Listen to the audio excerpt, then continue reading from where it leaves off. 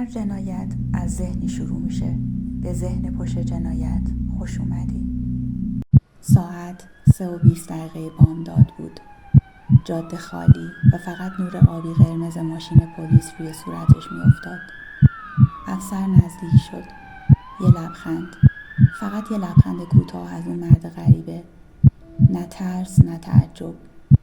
فقط آرامش کسی که انگار میدونه بازی تموم نشده. اون شب تئودور رابرت باندی، مردی که آمریکا رو تا سالها درگیر کابوس کرد، برای آخرین بار بازداشت شد. ولی سوال اصلی هنوز باقیه. چطور یه انسان با اون چهره معمولی و لبخند مؤدب میتونه به هیولایی تبدیل بشه که هیچ نشونه‌ای از پشیمونی تو نگاهش نیست؟ من بیتا هستم. اینجا کانال The Mind Behind Crime و این ذهن پشت جنایت بود. یه مرد با لبخندی مطمئن، نگاهی آرام، صدایی نرم، کسی که اگه ازش سوال میپرسیدی با حوصله راه و نشونت میداد، اما شاید چند دقیقه بعد دیگه هیچ وقت به خونه نمیرسیدی. تد باندی یکی از خطرناکترین و در عین حال فریبنده ترین قاتلان قرن 20، متولد 24 نوامبر 1946 در برلینگتون ورمانت بود. یه بچه با گذشته‌ای پر از راز. پدرش هیچ وقت مشخص نشد. مادری که مجبور شد خودش رو به جای خواهر معرفی کنه و پدر بزرگی که نقش پدرش رو بازی کرد. این شروع زندگی مردیه که تا آخر عمر ماسک‌های زیادی به چهره زد. توی نوجوانی تد باندی یه پسر خجالتی و تودار بود. باهوش ولی همیشه یک قدم عقب از بقیه. گاهی با نگاه سردش بقیه رو معذب می‌کرد. انگار ذهنش دنبال چیزهایی بود که هیچ کس نمی‌فهمید. وقتی بزرگ شد، ظاهرش عوض شد. خوش‌چهره، مؤدب، تحصیل کرده، باهوش. کسی که همه بهش اعتماد می‌کردن. باندی استاد نقاب زدن بود. میتونست در نقش یک مأمور پلیس یا یک دانشجوی آسیب دیده ظاهر بشه. فقط برای اینکه قربانیاشو تا ماشین بکشونه. بعد از اون تاریکی. اون قربانیاشو نه فقط میکشت، بلکه باهاشون بازی میکرد. انگار میخواست ثابت کنه از بقیه باهوشتره. از پلیس، از قاضی، از تمام جامعه. تد باندی فقط یک قاتل نبود. یه بازیگر بود. یه ذهن حسابگر، سرد و بی‌رحم، که تا لحظه آخر سعی کرد همه رو فریب بده. اون خودش رو هیولا نمیدید. فقط یه مرد معمولی بود که به خودش اجازه داد تاریکی درونش رو آزاد کنه. و شاید دقیقاً همین چیزیه که باندی رو از بقیه جدا میکنه. اینکه نشون داد هیولاها همیشه چهره ترسناک ندارن. بعضی‌ها فقط خیلی قشنگ لبخند میزنن. هر جنایت یه نقطه شروع داره، اما برای بعضی‌ها اون نقطه توی صحنه قتل نیست، بلکه سالها قبل توی اتاقی تاریک از دوران کودکیه. تد باندی اون نقطه رو از بدو تولد با خودش حمل میکرد. تد متولد 24 نوامبر 1946 در یه خونه مخصوص مادران مجرد در برلینگتون، ایالت ورمانت بود. مادرش، الین لوئیس کول، یک زن جوان 22 ساله بود. برای اینکه از قضاوت اطرافیان در امان بمونه، تد رو به خونه پدر و مادر خودش برد و به همه گفت اون نوه‌شونه، نه پسرش. هیچ کس نمیدونست پدر واقعی اون بچه کیه. یه نظریه میگه شاید پدر بزرگ خودش بوده. نظریه‌ای که هرگز تایید نشد. اما همین شایعه تا آخر عمر روی ذهن تد سایه انداخت. تد تا سالها فکر میکرد مادر بزرگ و پدر بزرگش پدر و مادر واقعیشن و مادرش در واقع خواهر بزرگترش. حالا تصور کن یک کودک توی همون سالهای ابتدایی دروغی به این بزرگی در مرکز هویت خودش داشته باشه. یه دروغ که پایه اعتمادش به جهان را از ریشه سست کرد. اون در خونه‌ای بزرگ شد که پر از ظاهر آرام بود، اما درونش خشونت جریان داشت. پدر بزرگش ساموئل کول مردی بود بد اخلاق، مذهبی افراطی و کنترلگر. که حیوانات رو شکنجه میداد و همسرش رو تحقیر میکرد. تد از همون سن پایین خشونت رو دید، اما از نوعی که در سکوت جریان داره، نه با فریاد بلکه با نگاه و تهدید. وقتی بزرگتر شد و فهمید مادر واقعیش کیه، اون راز مثل یه زهر توی ذهنش پخش شد. بعدها خودش گفت من هیچ وقت نفهمیدم به کی باید اعتماد کنم. این اولین ترک روی دیوار روانش بود. باندی همیشه تصویر خوبی از مادر و پدر بزرگ خود داشت. تد با دوستانش فوتبال بازی میکرد و بعدها به آکادمی راه پیدا کرد. خانواده فکر میکردن تد فوق‌العاده است. لوئیس باندی در مصاحبه اذعان کرد که با خودم مدام تکرار میکردم که چطور ممکنه، چون تد دوستان خوبی داشت، دانش آموز خوبی بود و پسر نرمال و فعالی بود. اما در مصاحبه با دوست دخترهای سابق مشخص شد که تد ساید دیگری هم داشته.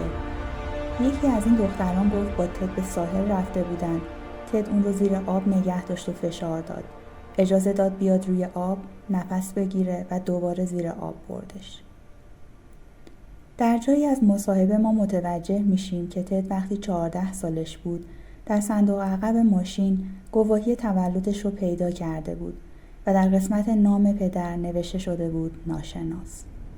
پس اونجا بود که فهمیده بود فرزند نامشروعه. از همون سالها نشونه‌های اختلال دلبستگی توش دیده میشد. نه به کسی وابسته میشد، نه از کسی دل میکند. انگار یاد گرفته بود آدم‌ها موقتی‌اند و هر چه بزرگتر شد این فاصله عمیق‌تر شد.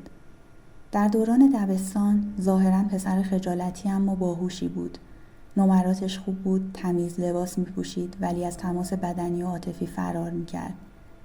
همکلاسی‌هاش گفتن تد با کسی دوست صمیمی نمی‌شد. همیشه یه فاصله نامرئی بین خودش و بقیه داشت. این دقیقاً همون ویژگیه که بعدها در اکثر سایکوپت‌ها می‌بینیم. فقدان همدلی اما در پوشش ادب و جذابیت. در خونه وقتی مادرش دوباره ازدواج کرد، اون ازش جدا شد و حس رهاشدگیش 2 چندان شد. الین برای تامین زندگی کار می‌کرد. تد ساعت‌های زیادی تنها می‌موند. اون خلأ ذهنش رو پر کرد از خیال پردازی‌های تاریک. گفته بود من خیلی زود یاد گرفتم توی ذهنم دنیایی بسازم که توش من کنترل کامل دارم. در مستند Conversation with a Killer، سندی هالت، یکی از دوستان کودکی تد باندی، در مصاحبهش درباره اون دوران گفته که تد و خانواده‌اش وضع مالی خوبی نداشتن. مادرش به عنوان منشی کار میکرد. پدرش مرد خوبی بود و پدر و مادرش هر یک شنبه اون رو به کلیسا میبردن. اما اون متفاوت بود. مدت زیادی مشکل تکلم داشت. خلق و خوی تندی داشت و دوست داشت بقیه رو بترسونه. دوست داشت داخل جنگل تله برق درست کنه و یک بار یک دختر کوچیک بر روی یکی از اون تله‌های برق رفت و کل پاش شکافته شد. اون میخواست شاگرد اول کلاس باشه ولی نبود و در واقع اون زمان شروع کرد به منزوی شدن. وقتی باندی نوجوان شد، نشونه‌های سادیسم خفیف در رفتارش پیدا شد. حیوانات رو آزار میداد، زاغه همسایه رو خراب میکرد و بعد با آرامش وانمود میکرد هیچ کاری نکرده. نگاهش وقتی دیده میشد خالی بود. نه خشم، نه پشیمونی، فقط مشاهده. در همون دوران بود که شروع کرد به دزدیدن چیزهای کوچیک. مجلات مستهجن، عکس‌های زنان، چاقو، دستبند. پلیس هیچ وقت نفهمید چون همیشه ظاهراً مؤدب و تمیز بود. این دوگانگی هسته اصلی شخصیت باندی بود. 2 چهره در یک بدن. یکی پسر آرام و مؤدب، دیگری ذهنی که در تاریکی رشد می‌کرد. بعد از مدتی این تضاد بهش حس قدرت داد. اون فهمید که میتونه 2 نقش رو با هم بازی کنه بدون اینکه کسی متوجه بشه و از اون لحظه بازی شروع شد. توی دوران نوجوانی تد تقریباً هیچ رابطه صمیمی واقعی نداشت. دختری که بهش علاقه داشت گفت اون هیچ وقت به چشام نگاه نمی‌کرد. وقتی می‌خندید انگار فقط لباش می‌خندیدن. روانشناسا بعدها گفتن اون دچار اختلال شخصیت ضد اجتماعی با عناصر نارسیسیسم و سادیسم بوده. یعنی چی؟ یعنی کسی که خودش رو برتر از دیگران میدونه، احساس گناه نمی‌کنه و از رنج دیگران لذت میبره، اما در لفافه جذابیت و اعتماد به نفس و تد این نقش رو کامل یاد گرفته بود. وقتی با مردم حرف میزد دقیق نگاه میکرد ببینه چی باعث میشه احساس راحتی کنن و همونو برمیگردون بهشون. اگه مؤدب بودن اون مؤدب‌تر میشد، اگه خجالتی بودن اون شوخ‌طبع میشد. اون توانایی خطرناک تقلید احساس رو داشت بدون اینکه واقعا احساس کنه. همونطور که بعدها به بازپرس گفت تد باندی فقط دروغ نمیگفت، خودش یک دروغ بود.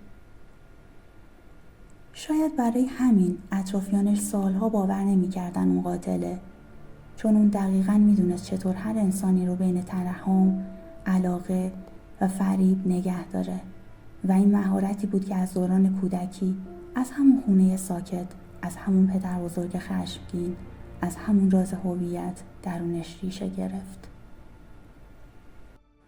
هر هیولا یه روزی یاد میگیره چطور معمولی به نظر بیاد. بعد از دوران کودکی پر از دروغ و سردرگمی، تد باندی وارد نوجوانی شد. باهوش اما بی هویت. کسی که هیچ وقت نفهمید کی خودش بوده و کی نقش بازی کرده.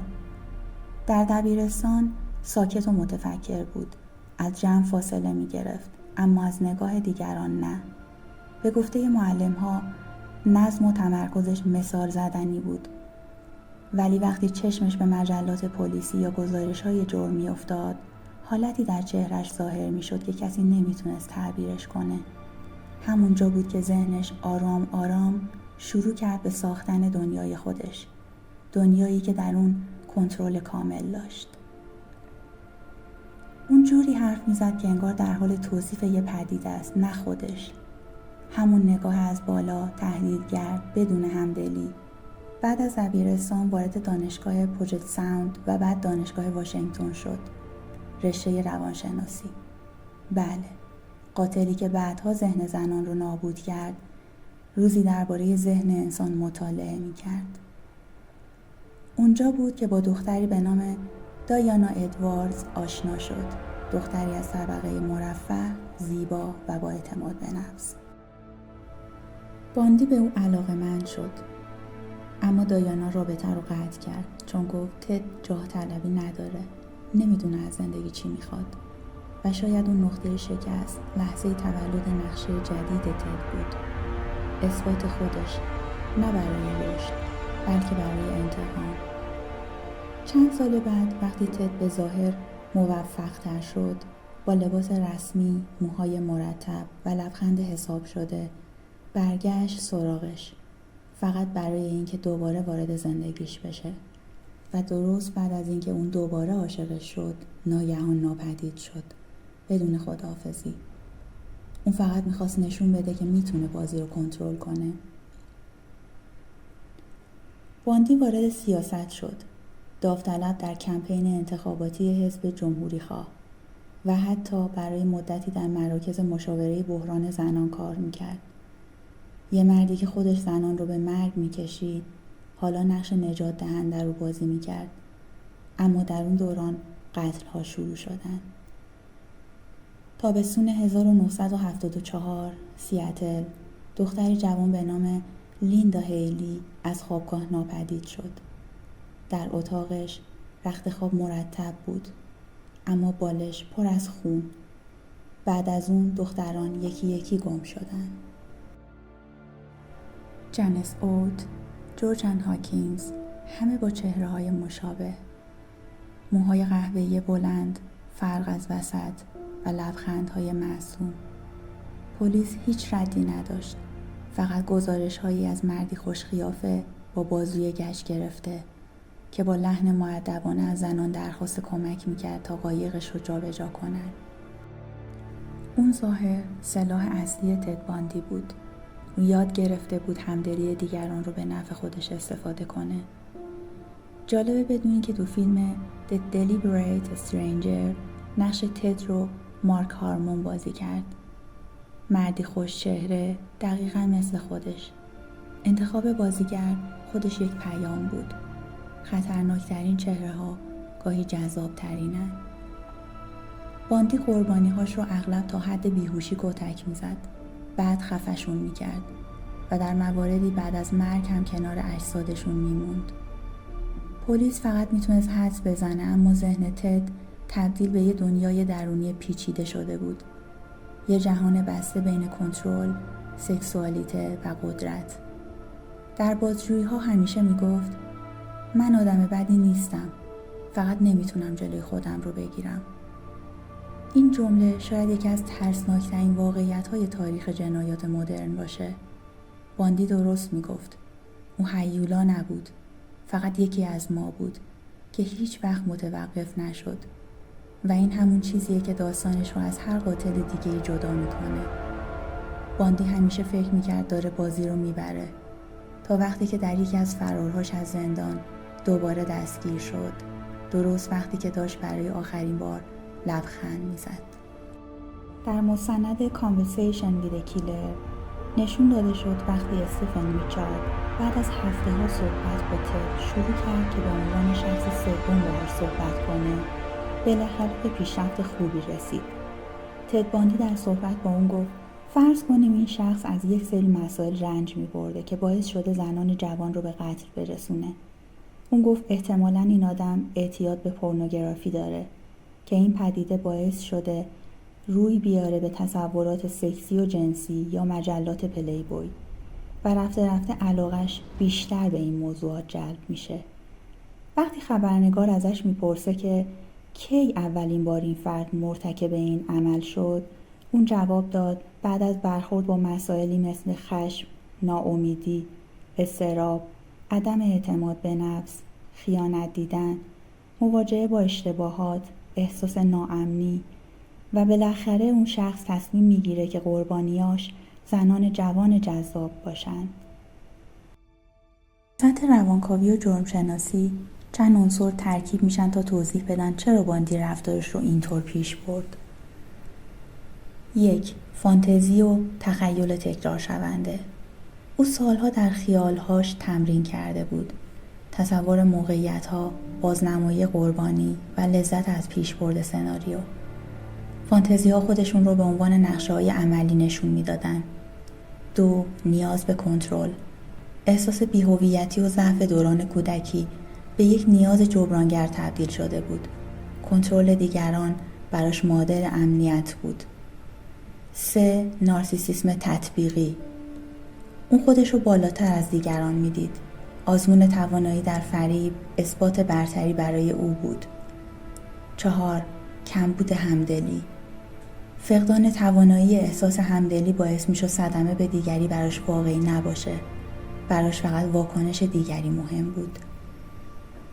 اما نکته ظریف‌تر اینه که باندی نه تنها فانتزی‌ها رو در خیال نگه می‌داشت، بلکه اونها رو به صورت علمی اجرا می‌کرد. طراحی، تست، اصلاح و تکرار. این رفتار آزمایشگاهی باعث شد خشونتش با زمان شدیدتر و ساختاری‌تر بشه. رفتار قاتلان سریالی معمولاً به صورت تصاعدی تشدید میشه، هم در فراوانی و هم در شدت. باندی هم از این قاعده مستثنا نبود. فاصله بین جرم‌ها کوتاه‌تر شد، روش‌ها پیچیده‌تر و جسارت در مکان‌ها و زمان‌ها افزایش یافت. این تشدید باز هم یک پیام روانشناختی داره. خنک شدن پاسخ درونی به خشونت. وقتی عمل بدون عذاب وجدان تکرار میشه، نیاز به حس قوی‌تر برای رسیدن به همان نتیجه قبلی ایجاد میشه. برای باندی این یعنی او دائما در حال جستجوی مرزی بود که چقدر میتونه پیش بره و جامعه تا وقتی متوجه میشه که او یک تهدید سیستماتیک شده بود. آنچه باید در این بخش برداشت کنید اینه که باندی هیچ وقت صرفاً ناگهان به قاتل تبدیل نشد. او یک مسیر ساختاری داشت. زخم هویتی، آزمون‌های اجتماعی، فانتزی تکرار شونده و در نهایت اجرای حساب شده. و این همزمان یک هشداره. خطر همیشه با چهره آشنا میاد.